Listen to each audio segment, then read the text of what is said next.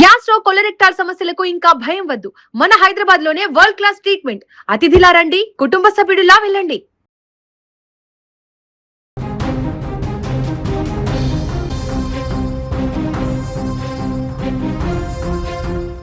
భారతీయ చలనచిత్ర పరిశ్రమ మరో దిగ్గజాన్ని కోల్పోయింది. తెరపైన తన అద్భుతమైన అభినయంతో గలగలా నవ్వించే స్వరం, స్పష్టమైన డైలాగ్ డెలివరీతో కోట్లాది మంది హృదయాలను గెలుచుకున్న అలనాటి మహానటి షావుకారు జానకి కన్నుమూశారు. కేవలం అగ్రనటులతోనే కాకుండా రాష్ట్ర రాజకీయాలను శాసించిన నలుగురు ముఖ్యమంత్రులతో కలిసి వెండితెరను పంచుకున్న అరుదైన ఘనత ఆమెది. 7 దశాబ్దాలకు పైగా తెలుగు, తమిళ, కన్నడ, మలయాళ భాషలలో 400కు పైగా చిత్రాలను నటించి ఒక శకాన్ని ఏలిన ఆ వెండితెర తార దివికేగారు. ఆమె లేని లోటు భారతీయ సినిమా పరిశ్రమకు ఎప్పటికీ తీరనిదే.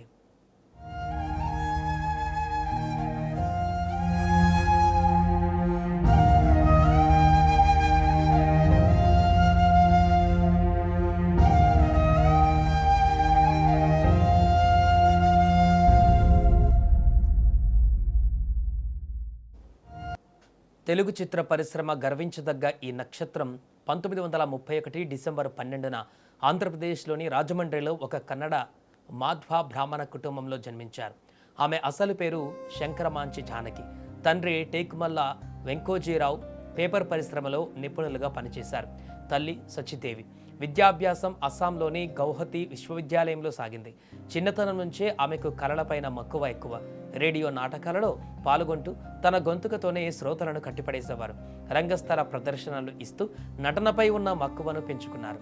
ఆమె చెల్లెలు కృష్ణకుమారి కూడా తెలుగు తెరపైన ప్రముఖ నటిగా రాణించి అందరినీ మెప్పించారు. ఇక వివాహం తర్వాతే జానకి గారి అసలు సినీ ప్రయాణం ప్రారంభమైంది. 1947లో శంకరమాంచి శ్రీనివాసరావుతో ఆమె వివాహం జరిగింది.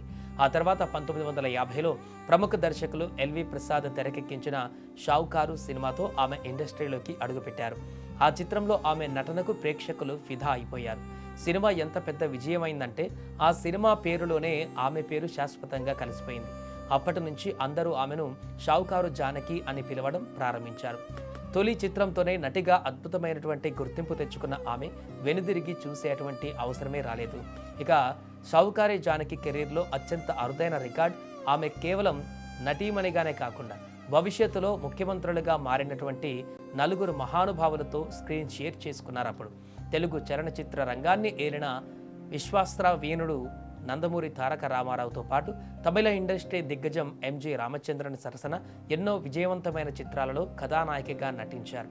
అంతేకాకుండా తమిళనాడు రాజకీయాలను శాసించిన ఉక్కు మహిళ జయలలితతో కలిసి పలు చిత్రాలలో స్క్రీన్ పంచుకున్నారు. ఇకపోతే తమిళనాడు మాజీ ముఖ్యమంత్రి, ప్రముఖ రచయిత అయిన ఎం కరుణానిధి అందించిన కథలకు, మాటలకు కూడా ఆమె ప్రాణం పోశారు. ఇలా నలుగురు ముఖ్యమంత్రులతో కలిసి నటించిన ఘనత సౌత్ ఇండియాలో షావుకారు జానకి మాత్రమే దక్కుతోంది. కేవలం గ్లామర్ పాత్రలకే పరిమితం కాకుండా ఒక అచ్చ తెలుగు ఇళ్లలోని ఆడపడుచు నుంచి గయ్యాలత్త వరకు, విషాదభరిత పాత్రల నుంచి అల్లరి చిల్లరి కామెడీ పాత్రల వరకు ప్రతి దాంట్లోనూ తన వైవిధ్యాన్ని చాటుకున్నారు. ఆమె గొంతులోని స్పష్టత, డైలాగ్స్ చెప్పే తీరు వేరే ఏ నటిలోనూ కనిపించవు. తెలుగు, తమిళం, కన్నడ, మలయాళం, హిందీ భాషలలో సుమారు 400కు పైగా సినిమాలను నటించి దక్షిణాది ప్రేక్షకుల గుండెలలో చెరగని ముద్ర వేసుకున్నారు. ఆమె చేసిన కళాసేవకు దేశం అత్యున్నత పురస్కారాలతో నీరాజనం పలికింది. భారత ప్రభుత్వం ఆమెకు ప్రతిష్టాత్మకమైన పద్మశ్రీ అవార్డుతో సత్కరించింది. అలాగే south Filmfare life time achievement award, Tamil Nadu ప్రభుత్వంచే కలైమామణి పురస్కారం, ఆంధ్రప్రదేశ్ ప్రభుత్వం నుంచి నంది అవార్డులు, ఇలా ఎన్నో రివార్డులు ఆమెను వెతుక్కుంటూ వచ్చాయి.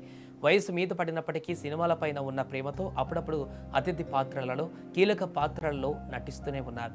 శ్వాసకోశ సంబంధిత అనారోగ్య సమస్యలతో చెన్నై కావేరీ ఆసుపత్రిలో చికిత్స పొందుతూ 94 ఏళ్ల వయసులో ఆమె తుది శ్వాస విడిచారు.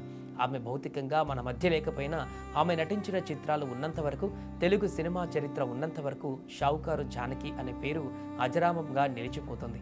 మహానటి షావుకారు జానకి ఆత్మకు శాంతి చేకూరాలని కోరుకుంటూ ఆమె కుటుంబ సభ్యులకు మన ప్రగాఢ సానుభూతిని కూడా తెలియజేద్దాం.